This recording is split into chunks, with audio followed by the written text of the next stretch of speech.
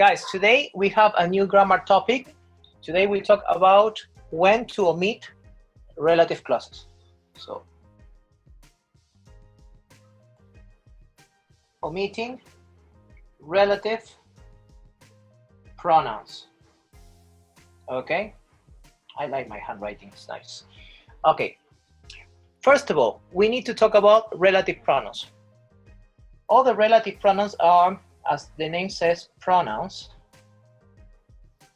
They replace a name. For example, if I talk about kids, okay, I can say instead of the kids, I would use they. Right? This is very simple. But when I talk about a relative pronoun, I know that I can replace they by who. Take a look at this sentence. I work with children. I take who. Who play Fortnite, for example. What is the use of who in this sentence? If I say, I work with children who play Fortnite. The use of who is because it's representing the children. Or is it representing me? I. What do you say? The children. Very good. It's representing the first subject near who. Okay, now, today we are going to talk about why is important the relative pronoun who. Let's see. If I omitted, let's take it out of the sentence. I say, I work with children, play Fortnite. Is that okay to say I work with children, play Fortnite? No, it's not okay. No. So in this case, who is representing a subject. Okay, not an object. When the relative pronoun, in this case who, represents a subject, you can never, ever, ever omit it. So, when do we omit relative pronouns? When they are objects in a sentence, not when they are subjects. Okay? And now let's go to the book. On page number 25, today we have omitting relative pronouns. Okay. Ariana Leon, turn on your microphone. Ariana, please. Read number 1. Read the 2 sentences from the blog. Where can you put that in each sentence? Is that the subject or object of the relative clause? Then complete the rule with the word subject and object. That's very good. What we do now is we understand, this is the first instruction. Okay, it's very important to identify it. Here are the 2 sentences, 1 and 2.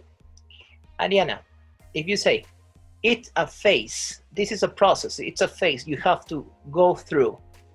In what area of this sentence I can use the connector or pronoun that, relative pronoun that? This sentence is explaining something, okay? But what it's explaining is something that is called an object. What is an object? Let me go back to the board. Okay, take a look. This sentence, I call Anna. Ariana, these 3 words, number 1, number 2, and number 3. Which one is the subject of the sentence? What number?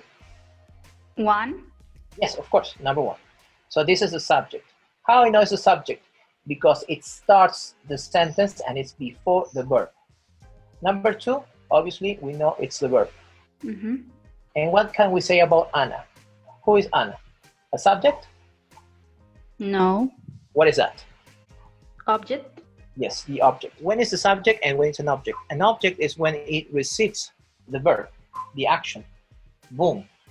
And when is the subject? When it performs the action. In here. Right? It's in control. That is talking about something that is an object. It's a phase that you have to go through. Who has to go through? It's you, but you don't start here. It's after. So in this case, it's an object. Number 2, I concentrate on the nice people that I meet, which I meet. Okay, if you pay attention to something quickly, here, a tip, after that, you have a subject. Do you see it? In this case, get yes. it? All right. Yes. In the second sentence, Ariana, you have that, but after that, you have the subject I. Yes. This is what we call an object. Now, okay, let's answer the next question. Ariana, you read.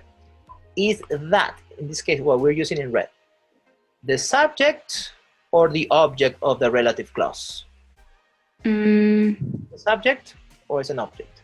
What do you say? Is important? It's not important? What is it? The subject? And if it was a subject, it would start, right? Let's see. Subject starts on the verb, and what receives the action of the verb is the object. So one more time. Is it a subject or an object of the relative clause? It's a phase that you have to go through. What do you talk about? As a subject or not? And Naomi says an object. And everybody agrees. People, yeah, okay. When do I know that is an object of the sentence? When you have a subject later. That and you. Thank you, Naomi. Good job. All right, Ariana. Now let's read the sentence here that says rules. Can you read the rule, please? When the relative pronouns that I which or who are the... I concentrate on the nice people that I meet. That is not important. I can take it out. And the sentence continues with the meaning. Does it make sense? When it's an object, which means it's not important, it's not the principal agent in the sentence, you have to omit it. Okay. Now let's read the next part, please, Ariana. But if they are the... Can't. Be careful, alert. They can't be omitted. When do you think they cannot be omitted? When they are? Subject. Very good, very good. When they are the subject of the relative clause. Yeah. A very important trick to help you, okay? Okay. The object, when it's an object, it needs a subject after. In this case, you. That you. Or people that I meet. All right. Thank you, Ariana. Thank you. You're welcome. Read these sentences and put a check if you can omit the pronoun in italics. Okay, let's remember this thing. When can you omit it? When it's a subject or when it's an object? When it's important or when it's not important? When it's not important. When it's not important. That's my student. Very good. It's okay to omit it when it's an object. Or what we call when it's not necessary, no? It's not important. Poor guy is sad. In second place. Okay. When do we put a cross or an X? In the instruction says we have to put an X if you cannot omit it, which means it's important, right? Okay. And when is important? When the relative pronoun is a Subject. definitely subject. All right, let's put it here. Which means that it's important. It's the boss. Okay. Read sentence number 1, please. That's it. You will miss the friends who you used to hang out with. Okay. Here I will underline the relative pronoun, which is who. Okay. My question is, can I omit it or I can't omit it because it's very important? You can omit it. Okay, let's see. I omit it here. Read it one more time. You will miss the friends you used to hang out with. Perfect. So because you can omit it, it means that this is what we call this. Not necessary? Yes, it's not necessary. So this is the object.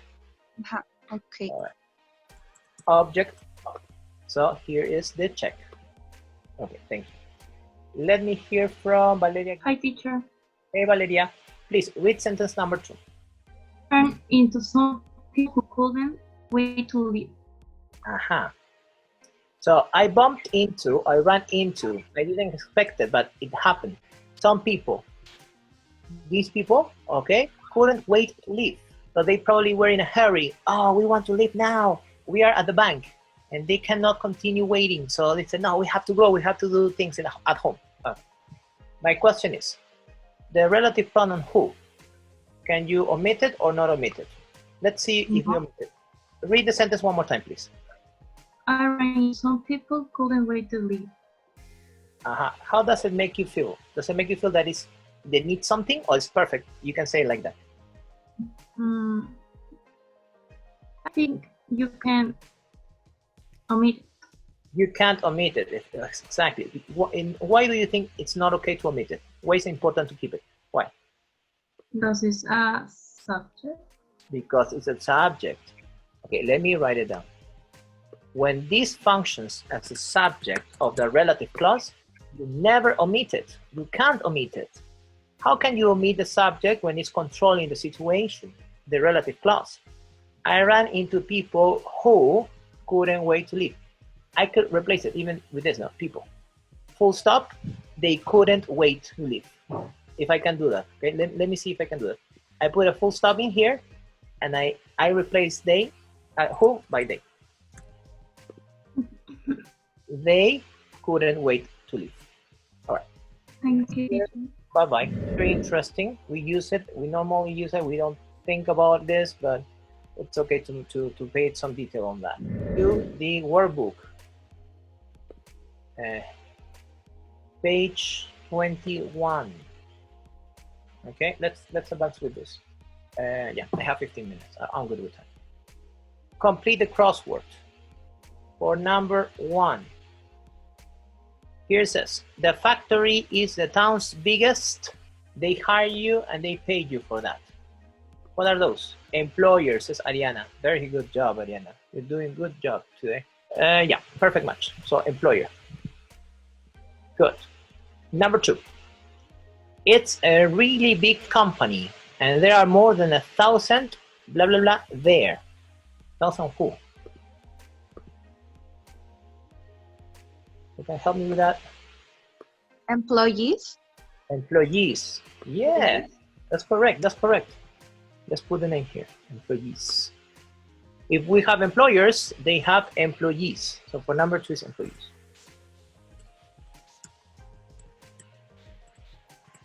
Okay.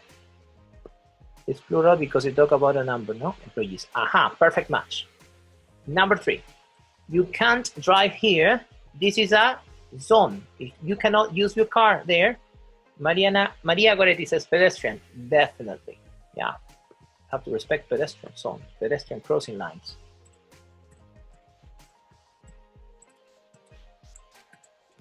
All right. Let's put it here.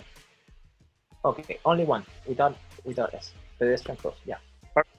Number 4.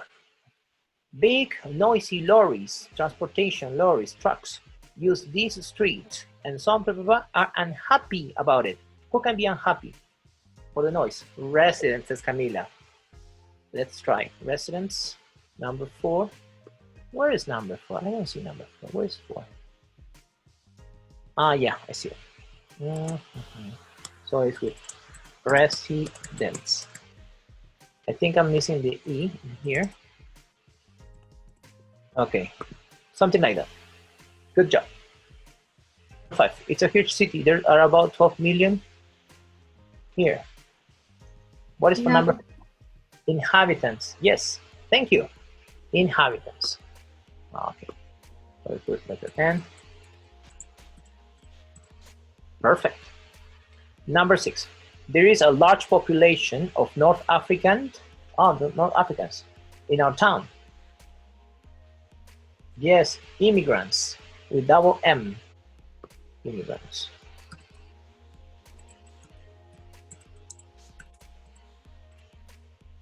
Okay, let's put here immigrants in there. Yeah, perfect match. Number 7. Where is 7 here? The plane was carrying 90 passengers and 7 members. Members of the plane or of the boat. Crew. Very good, crew. Only for transportation. Staff is when the agency or the company, right? Yeah. Crew members. C-R-E-W.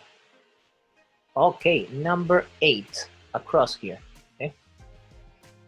The accident was caused by a who was driving too fast. Motorist, says Camila. Yes, that's correct. The motorist. Just put it here, place, and then Good.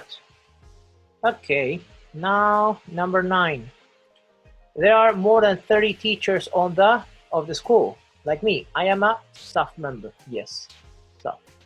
So T, A, F, and F, because the S is there. All right. Number 10. A lot of people in the blah blah blah didn't like the film and started to leave. Yes, audience. Good job. Yeah, perfect. Number 11. We're almost there. She escaped from her country and now she's a Maria Goretti says refugee. Okay, let's see. If, something like this. And the last one, number 12, politician, says everybody. Yes, I agree with you because it says here, she's an important politician and hopes to become the leader of her party soon. No T because it's there. Thank you guys. Wonderful. Now, exercise 2. Here it says, which people might say these things? Imagine this situation, okay? Number 1. Cyclists, they are terrible. I can't stand them. Who says that? Who do you imagine can say that? Such thing. Motorists? Yeah. Or also pedestrians. Good. How about number 2? The boss is okay, but she makes us work really hard too. We hate her. Who can say that? The employees. Yes, employees. Correct. Next one. I promise that we'll make this country better. I just need to cast some votes. Yeah, politician.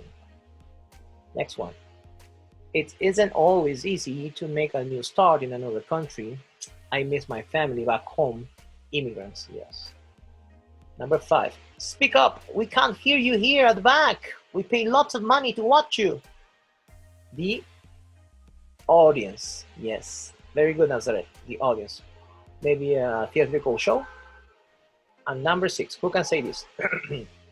We really love living here. It's great.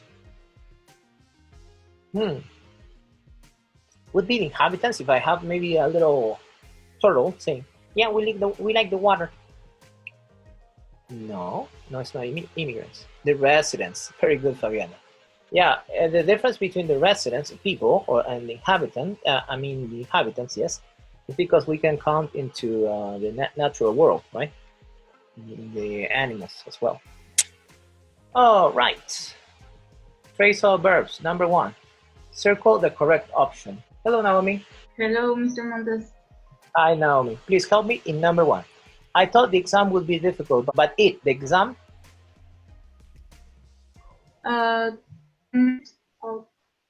Turned out to be easy. No? In the end, it was very easy. Okay. Can you read number 2? He's horrible. Why do you hang out with him? Yes, very good. Number 3. The neighbors are so noisy. I can't put up with it. Yes, can't put up with their noise or with it anymore. Number 4. We complained so much that we I think it's the first. Yes, the first brought up, which means results. We obtained something. Number 5. Okay. I don't really speak Japanese. I just pick up some phrases. Picked up, no? Acquired the language, acquired the vocabulary. Number 6. Isn't it funny when you hang friends or run into and very good question, Naomi. Hang out and with. You need these 3-word phrasal verb. That's the first tip. You don't have with, so it's not right. No, it's not hang out. But anyway, hang out with is when you spend time with your friends or your family. You spend the time. Okay? Run into is when you see a person, but you didn't plan it. This was unexpected. Run into. So run into. Yes. Number 7. I worked really hard on Monday. I was worn out. Yes, worn out. Extremely tired. Number 8. Don't It's worry, Huh? I just about time. I am worrying or going through. yes. When you go through means it's a phase, it's a process. You need to let it pass, let it continue. Let's check. Okay. Wonderful. Good job. All right, Naomi. I think we can finish there. And that's it. Do you guys have any questions on this topic? Please, this is the time to make it. Nope, not bad at all.